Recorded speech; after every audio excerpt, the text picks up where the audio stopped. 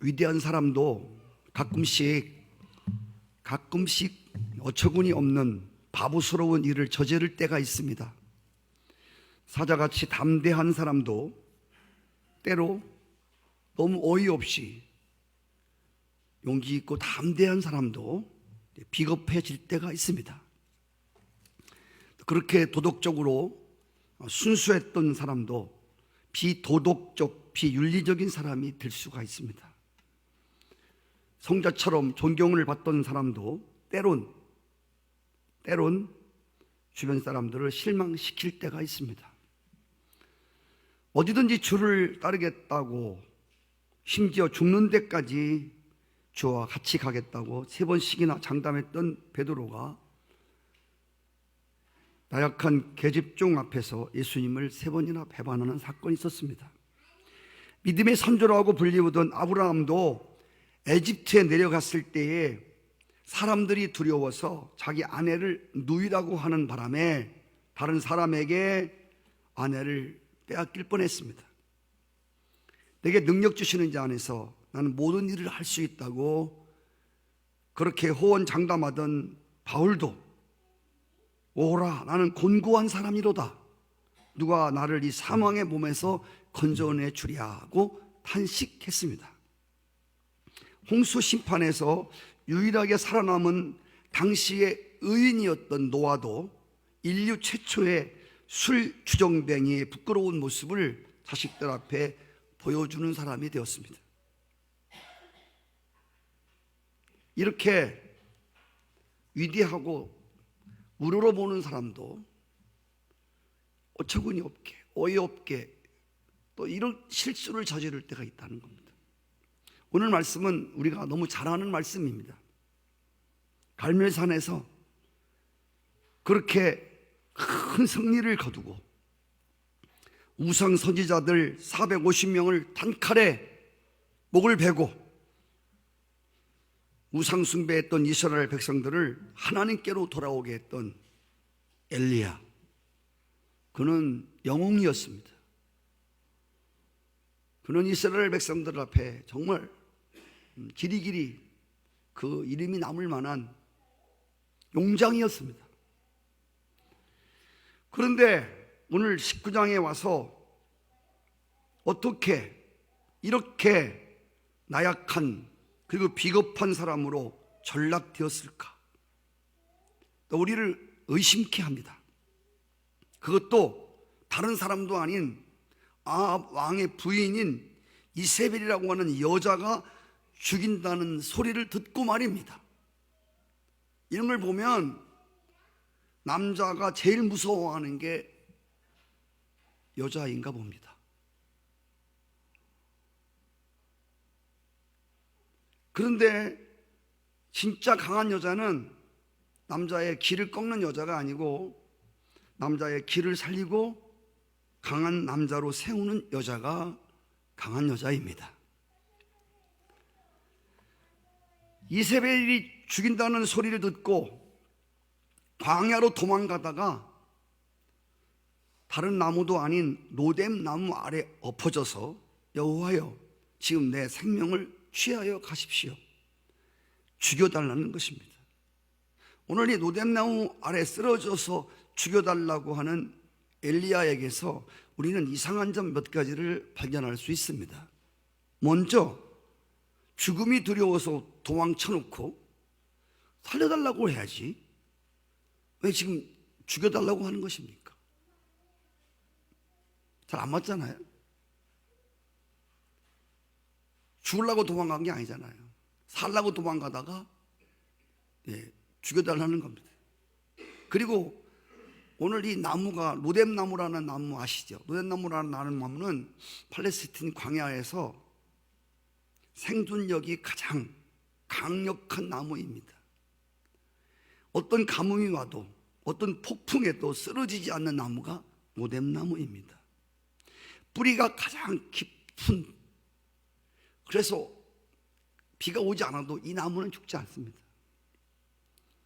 이런 생명력이 강한 뿌리가 깊은 그 나무 아래서 나약하게 쓰러져서 생명을 포기한다고 하는 것이 좀 이상합니다. 그리고 그토록 홀로 담대했던 그 엘리야가 어떻게 저런 모습을 하고 있는가? 어떻게 저런 행동이 나올 수 있을까? 이것이 우리를 의문스럽게 하고 이상한 점으로 퀘스천마크를 붙게 합니다. 여기 엘리야가 왜 이 같은 절망의 사람이 되었습니까? 그 무엇이 그토록 용감하던 엘리야를 이 지경으로 만들었습니까? 사람이 절망하고 포기하는 데는 오늘 본문에서 특히 세 가지 이유 때문에 사람은 낙심하고 포기하고 절망합니다. 먼저 나 혼자라고 하는 고독을 느끼게 되면 인간은 절망하게 됩니다. 오늘 10절에 보면 오직 나만 남았거늘, 다 죽이고 나만 남았다는 겁니다. 요즘에는 우울증들이 많아요. 이 우울증이 심해지면 심해질수록 느끼는 현상이 뭐냐면 주변에 사람이 아무리 많아도 자기 혼자라고 하는 깊은 고독감에 잡히는 것이 우울증 증세의 중증 증세입니다. 그래서 죽는 겁니다. 자살하는 겁니다. 나 혼자밖에 없는 것 같아.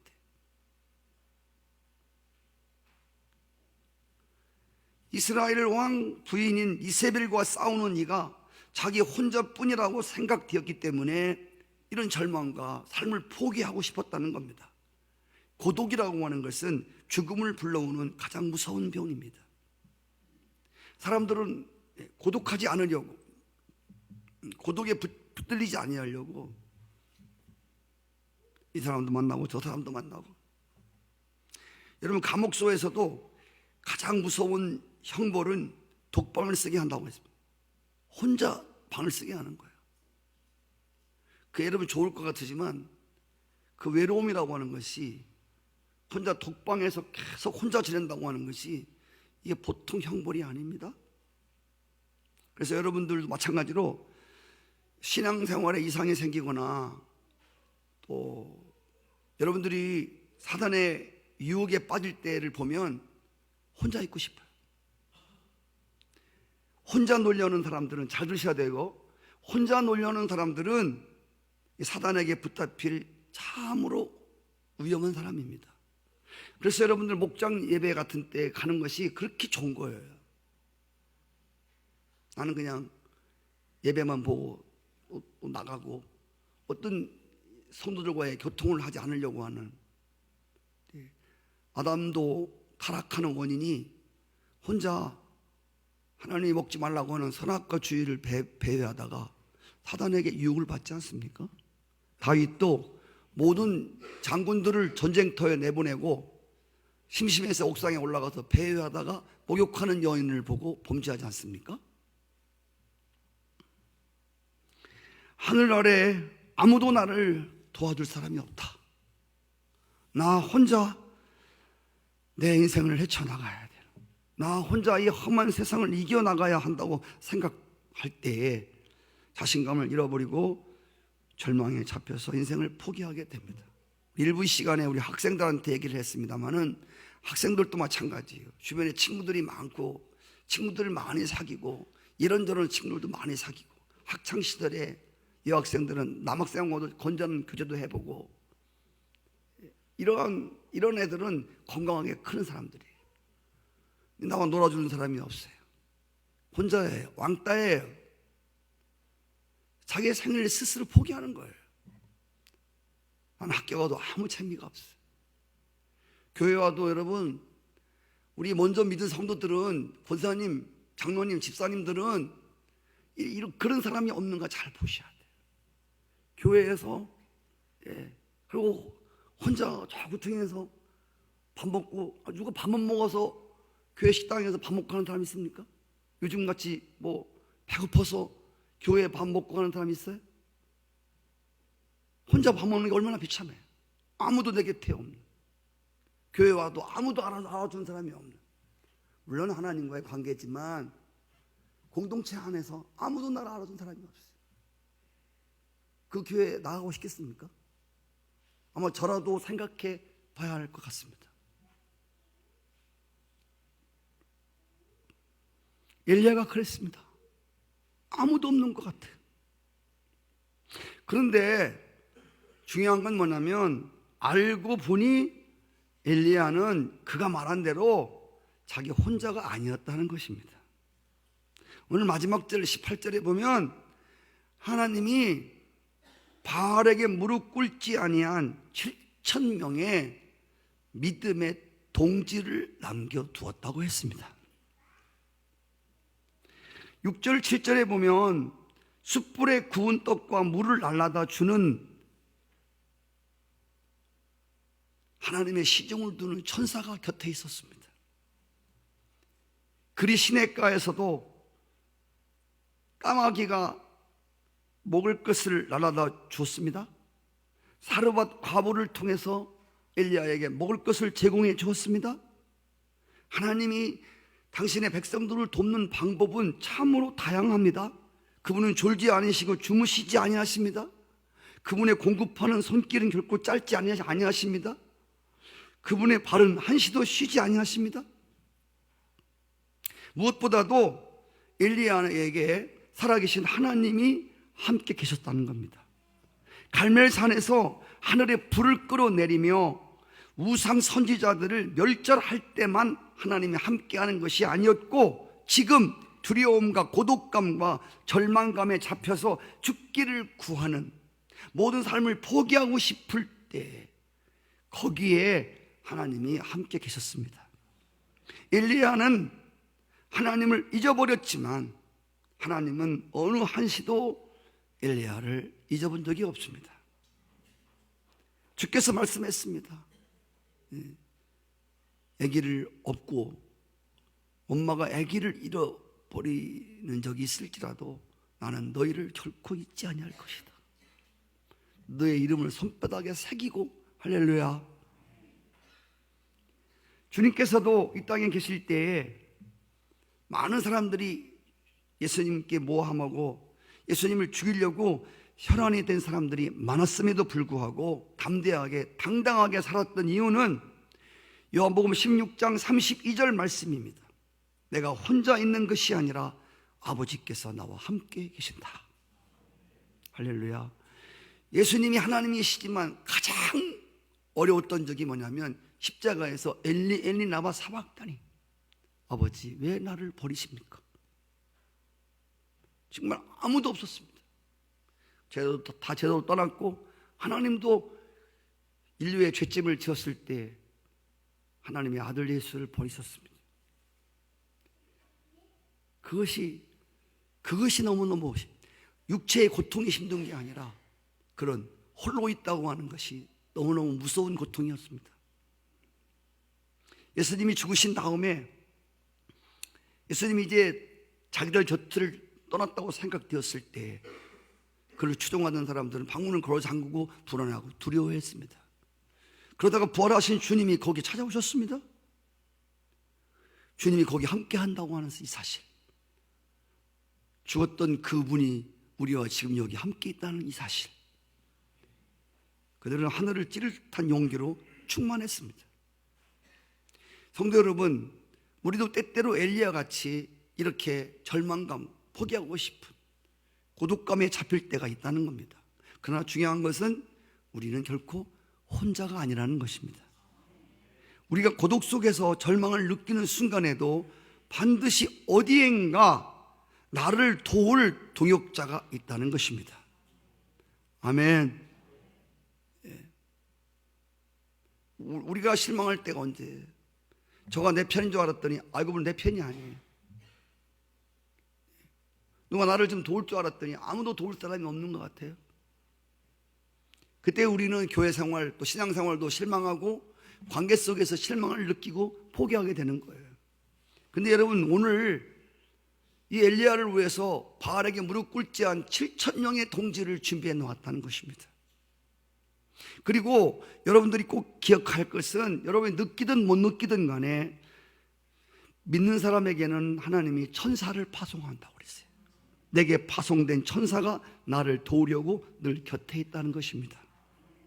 보혜사 성령께서 우리를 고아와 과부같이 홀로 버려두지 아니한다고 약속하셨습니다. 우리가 죄인으로 있었을 때에도 당신의 아들을 내어주신 그 하나님의 사랑이 우리를 끝까지 보호할 것입니다. 우리를 그 사랑에서 끊을 자가 없다고 그랬습니다. 사망의 음침한 골짜기에서도 그분의 지팡이와 막대기가 나를 지키시고 나를 안위하실 것입니다. 무엇보다 내가 세상 끝날까지 너희와 항상 함께 있으리라. 세상에서는 너희가 환난을 당하나 담대하라. 내가 세상을 이기었느니라고 하신 우리 주님께서 내가 느끼지 못하는 순간이라도 늘 함께 하실 것입니다. 성도들이 당하는 절망은 결코 캄캄한 감옥이 아닙니다. 혼자 갇혀 있는 게 아닙니다. 포기하라는 신호가 아닙니다. 캄캄한 절망은 오히려 우리를 소망으로 인도하는 출구입니다. 어두운 밤에도 밝은 빛 비춰주신다. 그래서 고린도 후서에 보면 사도 바울은 사형 선고를 받은 것 같은 절망과 두려움 속에서 이렇게 외쳤습니다. 우리는 우리 자신이 사형 선고를 받은 줄 알았으니 이는 우리로 자기를 의지하지 말고 오직 죽은 자를 다시 살리시는 하나님만 의지하게 하심이라. 그가 이같이 큰 사망에서 우리를 건져내셨고 또 건지실 것이고 이후에라도 건지시기를 바라노라. 구원은 2000년 전에 십자가에서만 미래의 구원이 아니고, 구원은 미래의 구원, 현재의 구원, 과거의 구원, 하나님의 구원은 옛날도 그랬지만 지금도 건지시고 이후에라도 건지시는 구원임을 믿습니다. 밤이 깊을수록 별빛이 더 영롱하게 빛나는 것입니다. 절망의 밤은 말씀드린 대로 하나님의 은총을 보는 절호의 기회입니다. 우리가 부르는 찬양에 보면 하나님 한 번도 나를 실망시키지 않고 한 번도 포기치 아니하시고, 내가 어떤 지경에 있을지라도 하나님 나를 버리셨는가 봐. 여러분, 하나님은 결코 여러분을 버리지 않습니다. 우리가 정말 막말로 죄를 짓고 개차반이 되어 살 때라도 하나님은 한 번도 우리를 버리시지 않아요. 여러분 자녀가 방탕한다고 여러분 자녀를 버리는 부모가 있겠습니까? 자기 아들을 내어주시고 십자가에 매달아서 우리를 구원하시고 우리를 핏값으로 사신 하나님이 우리가 좀 망나니 짓한다고 그래서 우리를 내팽개치고, 몰라, 야 없던 걸로 하자, 결국 그러시지 않습니다. 하나님 한 번도 나를 실망시킨 적 없으시고, 우리는 수없이 주님을 실망시키지만 하나님 신실하신, 오 신실하신 주, 오 신실하신 주. 할렐루야. 그리고 두 번째로, 사람은 일감이 없어지면 쉽게 절망하고, 일감이 없어지면 사람은 쉽게 절망하고 늙고 생을 포기하게 됩니다. 엘리야가 죽기를 구하여 가로되 여호와여 넉넉합니다. 지금 내 생명을 쉬어여 가십시오. 이 말은, 죽기에 넉넉하다는 말은 이제 할 일을 다 했다는 겁니다. 내가 할 일이 아무것도 없습니다. 아무 일할 거리가 없어졌습니다. 나이는 먹고 은퇴 인간이 되었으니 더 이상 쓸모없는 인간이 되었습니다. 지난 서남지방에서 우리 장로님 은퇴식 할 때 제가 드린 격려의 말씀이 생각납니다. 사람이 가장 빨리 늙을 때가 언제냐면, 나는 이제 아무 할 일이 없다고 생각할 때입니다.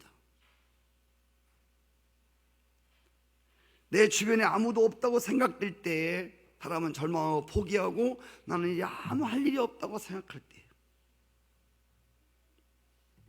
이때 사람은 의욕을 잃고 스스로 모든 것을 포기하게 됩니다.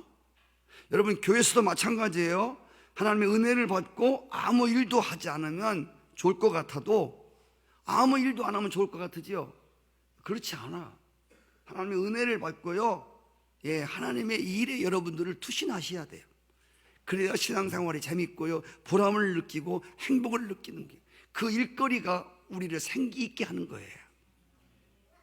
사람이 밥만 먹고 아무 일도 안 하고 운동 안 하면 살이 물러져서요, 근육이 생기지 않는 거예요. 일꾼은 일을 해야 힘이 나는 거예요. 시작. 아주 중요한 겁니다. 일꾼은 일을 해야 힘이 나는 거예요. 일꾼이 일을 멈추면 도리어 병이 생기는 거예요. 그래서 주님께서 착하고 충성된 종에게 내린 축복이 무엇입니까? 이제 수고했으니 푹 쉬라. 그리 말씀하지 않았습니다. 내게 많은 것을 맡긴다. 다시 말해서 더 많은 일감을 맡기신다는 겁니다. 일하지 않는 사람의 일을 빼앗아서 열심히 일하는 사람들에게 일거리를 더 주는 거예요. 이것이 하나님 나라의 축복의 원리입니다. 이 세상에서 가장 큰 저주는 그에게서 모든 일감을 다 빼앗는 것입니다. 여러분, 국회의원 이번에 공천할 때도 일하지 않는 국회의원들, 그냥 이름만 올려놓으면 당선되는 그런 국회의원들 공천에서 다 뺐지 않습니까? 예수님께서도 요한복음 5장 17절 말씀에 이렇게 말씀하셨습니다. 예수께서 그들에게 이르시되 내 아버지께서 이제까지 일하시니 나도 일한다. 주님이 지금도 일하고 계십니다. 할렐루야. 성경은 일하기 싫은 사람은 먹지도 말라고 그랬습니다. 여러분, 일감이 있는 것이 행복입니다. 제가 사실 하나님 은혜로 이번에 우리 식구들이 제주도에 갔거든요. 3박 4일을 보냈는데 지금도 제가 어려워요. 노는 게 이렇게 힘든지 몰랐어요. 진짜 몰랐어요. 하루만 더 있다 오라고 하면요 죽을 것 같아요. 몸살이 났어요. 몸살이. 다른 거 않고 렌트카 타고 다니면서 구경만 했는데도 힘들어 죽어요. 지금도 안 풀렸어요. 네. 더군다나 저는 우리 식구들이 이렇게 막 이렇게 웃고 그러는 식구들이 아니라 또 웃기는 사명까지 받아가지고, 뭐 쇼도 하고 막 펄떡펄떡 뛰고 그러느라고 너무 어려웠어요. 야, 아주 서귀포고 제주시가 어디고 뭐고 폭포고 뭐고 이제 먹는 거고 뭐고 빨리 집에 가자. 죄송합니다. 기도를 하나님의 은혜 가운데 기도를 차라리 오래 하면 오래 할까? 걸어서 못 다니겠더라고요. 그 떼약볕이 정말 힘들더라고요.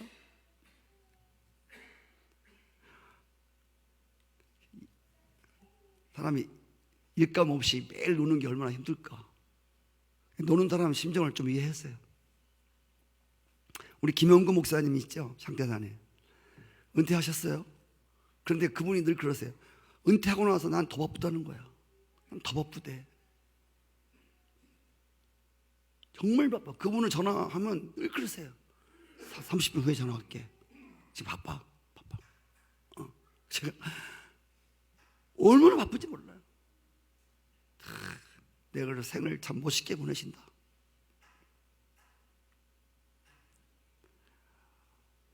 뭐 이런 말씀 하셨다고 오해하지 마시기 바랍니다만, 우리 김용택 집사님 몸이 그렇게 건강하시지 않으신데 또 일터에 나가셔서 일하신다고 하는 걸 들으면서 제가 굉장히 소망을 가졌습니다.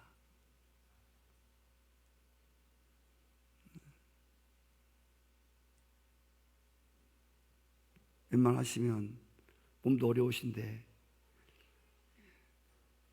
쉬실 수 있으신데도 계속 일을 나가시니 항상 젊으시잖아요. 정신이 항상. 제가 연세 드신 분들한테 드리고 싶은 말씀은요, 이제 늙었으니 그냥 뒷전에 있다가 주는 밥이나 먹고 이렇게 살지 마세요. 우리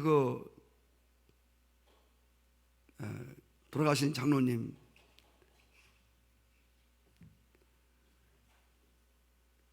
계속 텃밭에 가서 일하시고, 그 꽃 가꾸시고 계속 가꾸시고, 그 대관령 그 1000m 고지에서 65세 이상 부부들을 일꾼으로 구하는데, 서울에서 정말 재산도 있는 살만한 사람들이 65세 머리가 허연 부부들이 이력서 써갖고 왔는데 너무 많이 와가지고 대관령 900 천구지에서 젖소 키우는 일을 하는데 65세 이상 부부들 10쌍을 일꾼으로 모집을 하는데 너무 많이 온 거예요. 그래서 그 10쌍을 추려내는데 무지하게 힘들었다는 거예요. 그게 뭘 말하냐면 은퇴를 하고 머리가 허연 부부들도 아파트에 있는 사람들도 무엇인가 일을 찾는, 여러분 인간이 절망이 올 때 가장 좋은 치료약은 뭐냐면 일감을 찾는 거란 말이에요. 인간이 아무 낙도 없다고 생각할 때, 어저께 제가 텔레비에 보니까 그 갑부가 된 사람을 소개하는데 그 남편이 노름을 좋아해갖고 빚을 4억을 줬는데 여자가 약 먹고 농약 먹고 죽으려고 하다가 필토하고 깼는데 정말 사고 싶은 마음이 확 생기더라는 거예요. 그래서 그 여자가 억적같이 해갖고 하루에 굴 따라와 바다에 4번씩 나가고 그래갖고 4억 빚을 여자가 다 갚았어요, 혼자. 그리고서 이 생선 가게, 이 매운탕 가게를 하나 했는데 돈을 벌어갖고 세상에 바닷가시에서 배, 그 으리으리한 배 3척 사고 10억짜리 집 짓고 신이었더라고요, 신이. 그래서 정말 인생이 절망 가운데서 새로운 일거리를 찾을 때 거기서 전화 이북이 된다고 그분이 나와서 말씀을 하시더라고요. 절망이 올 때는 일감을 찾는 것이다. 시작. 사람이 일하지 않으면 멍청해지는 거예요. 쓸데없이 공상에 잡히기 때문에 빨리 죽는 거예요. 목회자들도요, 저는 그렇지 않습니까? 내일 새벽기도 말씀 또 하나님 뭘 준비해야 됩니까? 또 이 주일 예배가 마치자마자, 오후 예배 마치자마자 저는 제 방에 들어가서 다음 주 설교 하나님 뭘 해야 됩니까? 하나님께 물어보고 마음을 비우고 어떤 설교를 해야 되나, 무슨 설교를 해야 되나, 내일 새벽에는 무슨 설교를 해야 되나, 또 계속 성도들 또 하나하나 형편 보며 또 기도해야 되죠. 이러니까 어떻게 보면 늙을래도 늙을 틈이 없는 것 같아요. 그래서 꿀벌과 개미는 슬퍼할 틈이 없다잖아. 늙을 틈이 없다잖아. 왜? 열심히 일하느라고.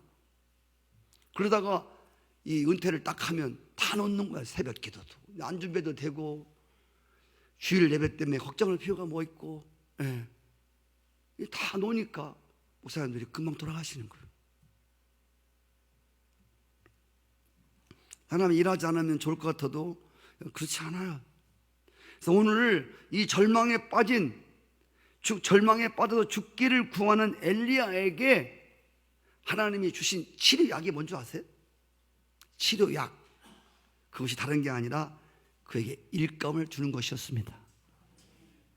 오늘 말씀에 보면 엘리야야, 네가 어찌 거기서 죽기를 구하느냐? 너 빨리 일어나.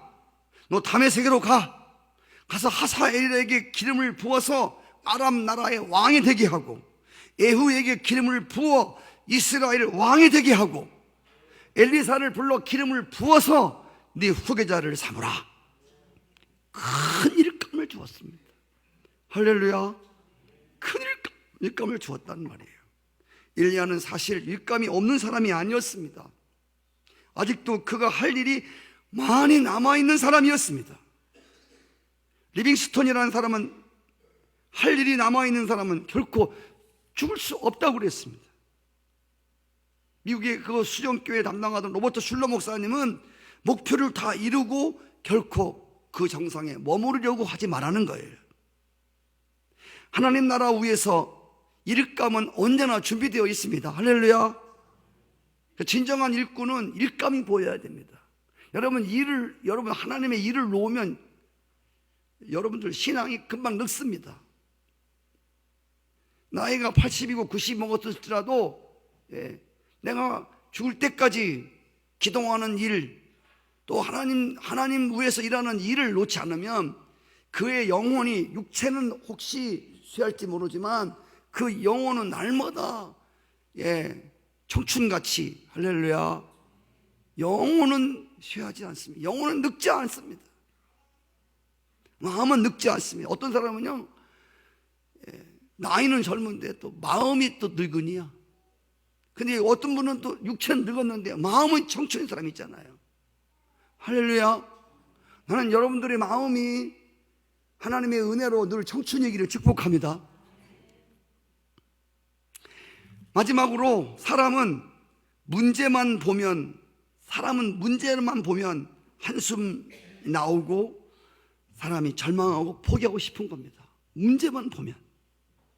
엘리야가 갈멜산에서, 여러분, 갈멜산에서 이스라엘 백성들을 모아놓고 싸울 때에, 승리할 때에 얼마나 많은 문제들이 있었습니까? 그 문제가 무엇이었습니까? 자기는 혼자고 우상 선지자들 850명 있었습니다. 하나님을 섬기다가 다 우상 숭배로 넘어간 이스라엘 백성들이 구름대같이 모여 있었습니다. 그리고 아합 왕과 그 부인까지 우상 선지자들의 편이었습니다. 엘리야 혼자였습니다. 그리고 하나님 계셨습니다. 만약에 하나님의 참신이 아니면 엘리야는 당장 목이 달아나고 맙니다. 그럼에도 엘리야가 기죽지 않고 강하고 담대한 것은 나의 힘이 되시고 능력 되시는 하나님을 바라보았다는 겁니다. 이렇게 엘리야는 자기가 큰 승리를 거두면 아합 왕도 이세벨도 손을 들고 나올 줄 알았어요. 근데 반대로 엘리야를 죽여버리겠다고 강하게 나올 때 거기서 엘리야의 기대가 무너지면서 사기가 허물어져 버린 것입니다. 조금 전에 승리를 주셨던 하나님을 바라보지 아니하고 자신을 죽인다고 하는 이세벨의 음성을 듣고 이세벨을 바라보았을 때 그 충천했던 용기가 절망으로 포기하고 싶은 마음으로 바뀌게 된 것입니다. 여러분들이 자주 이 말씀을 들었을 것입니다. 그래서 열왕기상 18장은 큰 승리의 장입니다. 그리고 19장은 큰 실패의 장입니다. 한 인간이 승리하면 얼마나 큰 승리를 하는가를 열왕기상 18장에서 갈멜산에서 엘리야가 보여줍니다. 이 위대한 인간이 또 실패자로 몰락하는데 얼마나 비참한 초라한 실패자로 떨어지는가를 19장에서 보여줍니다.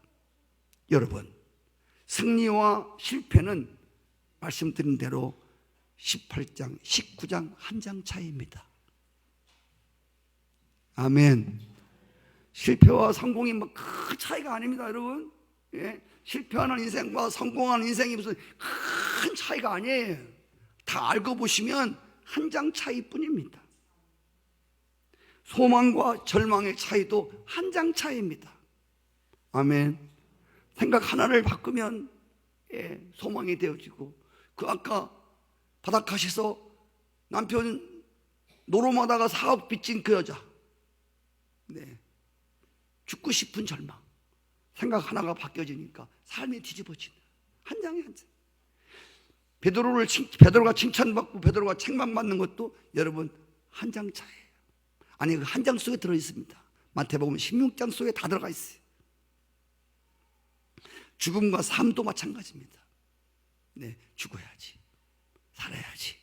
그것도 여러분 큰 차이가 아니에요. 죽고 사는 게 한 장 차이예요. 죽자, 거꾸로 해봐요.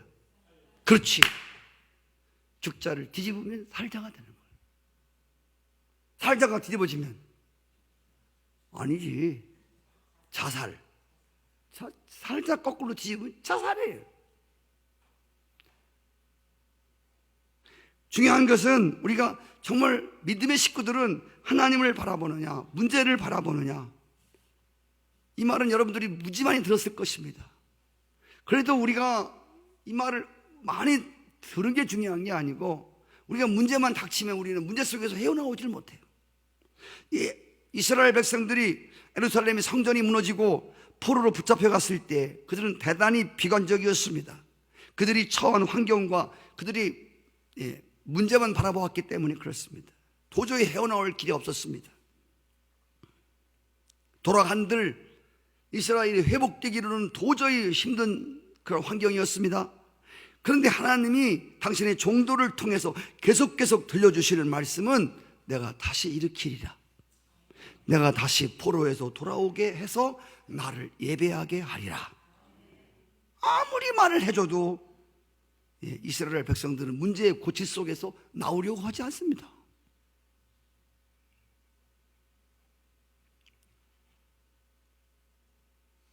제가 일부 시간에도 말씀드렸습니다. 어젯밤에 제가 늦게 이제 정돈을 하고 가려고 하는데 누가 문을 막 열어요.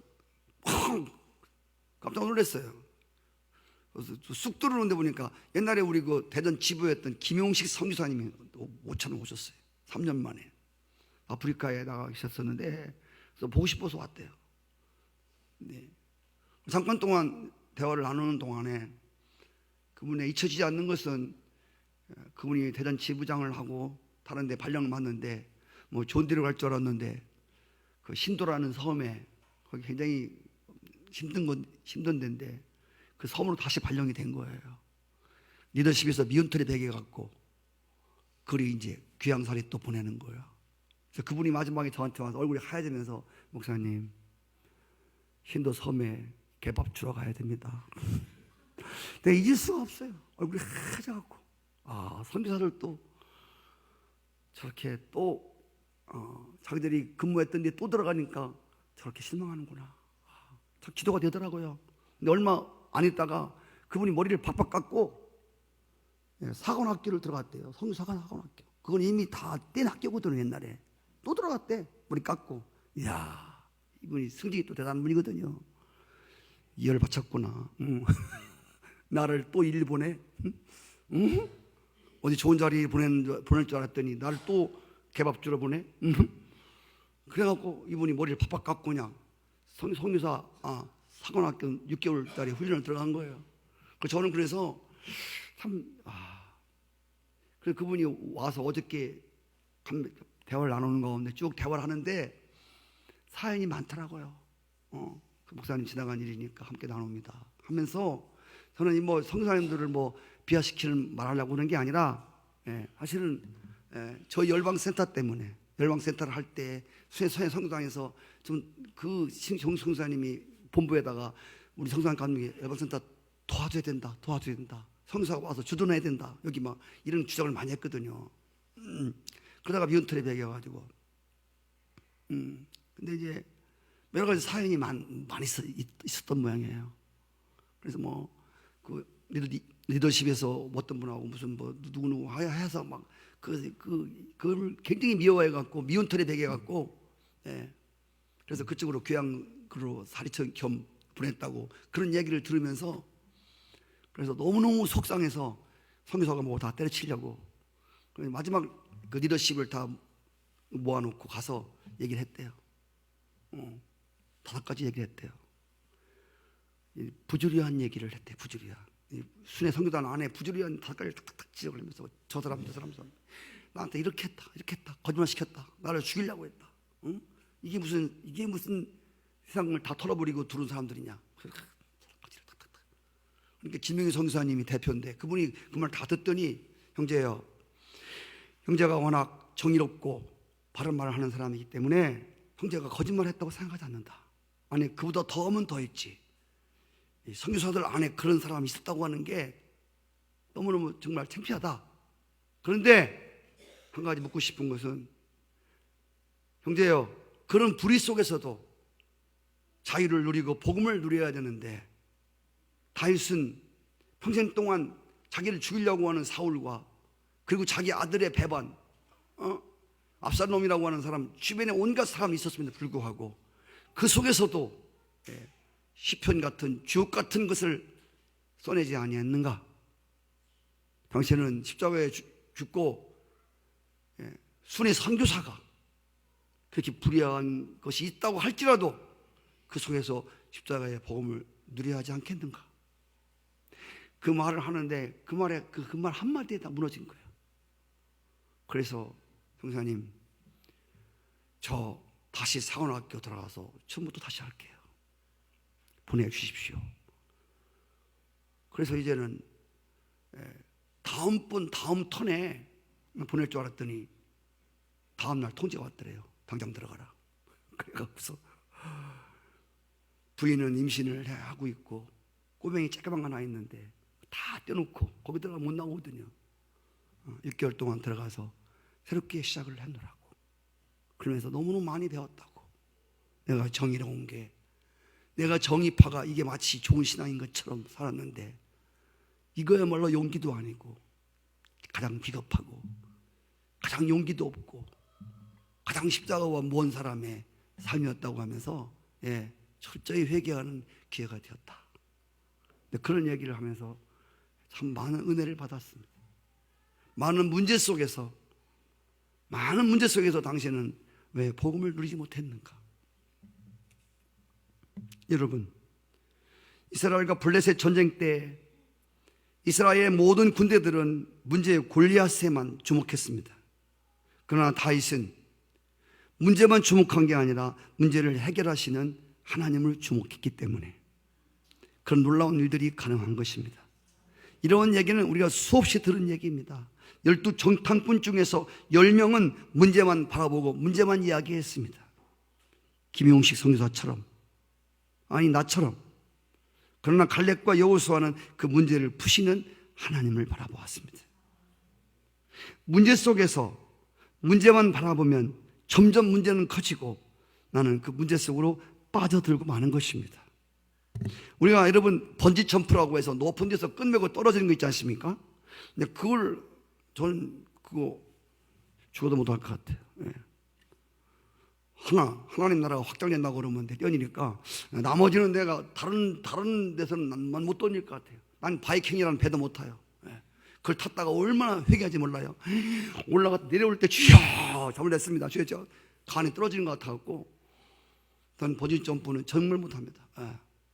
다른 돈을 주고 명령을 주고 어떤 걸 저는 못해요. 근데 중요한 거는 그 뛰어내리는 사람도 땅을 보고는 절대 못 뛰는데, 아무도 못 뛰는데 앞을 보고 뛰어내려야지. 땅을 보면 누구도 못 뛰는데, 그래요. 땅만 보는 사람들은 절대로 못 뛰어내립니다. 홍해 바다 앞에 왔을 때, 에집트 군사가 쫓아왔을 때 우리는 항상 이 말을 기억해야 됩니다. 모세가 한 말, 아우성을 치고 죽었다고 이제 막 절망하고 포기하고 낙심하는 그들에게 모세가 하나님의 종 외쳤던 한마디가 기억납니다. 하나님을 바라봐라. 너희는 잠잠히 어떻게 하나님이 구원하시는가 봐라. 에집트에서 구원하신 그 하나님, 홍해 바다에서 너희들을 구원하신 그 하나님, 아말렉 군사에서 너희들을 구원하신 그 하나님, 너희들은 잠잠해라. 그리고 하나님을 바라라. 할렐루야. 내 영혼아, 우리의 실망되고 낙심될 때 창조주를 기억해라. 아멘. 하나님을 바라보라. 우리 교회 생활도 마찬가지입니다. 교회 생활을 관두고 싶고 신앙 포기하고 싶을 때도 있습니다. 그때 우리는 잠깐만 문제만 바라보고 이게 뭐야 저게 뭐야, 큰 일을 하다가 혼자라고 할 일 다 했다고 문제만 바라보고 주저앉았던, 그리고 죽기를 구하던 엘리야를 하나님이 그대로 버려두지 아니했습니다. 당신의 사자를 보내어서 그에게 구운 떡과 물을 마시게 함으로 다시 새 힘을 얻어서 40주야를 다람쥐 쳐도 피곤치 않고 지치지 않는 사람으로 다시 일으켜 세워주었습니다. 이전보다 더 많은 일을 하도록 했습니다. 이전보다 더 큰 일을 감당하도록 했습니다. 오늘 이 말씀을 주시는 이유는 우리가 신앙생활을 해오다가 또 기도생활을 해오다가 혹시 엘리야처럼 지치고 고나고 절망하고 포기하고 낙심하고 그만두고 싶고 뒤로 물러가고 싶고 혹시 그런 분들이 계시다면 여러분들은 혼자가 아니고, 할렐루야. 문제만 바라보지 마시고, 아멘. 아직도 할 일이 많습니다. 일할 것이 아직도 많이 있는데 여호수아 본받아 앞으로 가세요. 일이 힘들 것 같아요. 여러분 이 일을 잡아야, 그 일에 뛰어들어가야 하나님 여러분들에게 새 힘을 주십니다. 저는 이번에 정말 느꼈습니다. 뭐 기도도 했습니다만은 교회에서처럼 기도할 수가 없지요. 여행 가가지고 아침 저녁 기도했지만 정말 힘들더라고요. 우리에게 주님께서 오늘도 하늘의 신령한 떡과 신령한 말씀과 생수 같은 은혜를, 성령의 은혜를 여러분에게 주셔서 할렐루야, 지치고 그나요 그만두고 싶고 그냥 미끄러지고 싶은 우리들을 이대로 두지 아니하시고 다시 우리를 일으켜 세우시는, 아멘, 새 힘을 주어서 앞으로 우리가 할 일이 많고 하나님 여러분 한 사람 한 사람을 통해서 더 이후에 더 큰 일을 여러분을 통해서 감당케 하실 그 주님을 기대합니다. 할렐루야.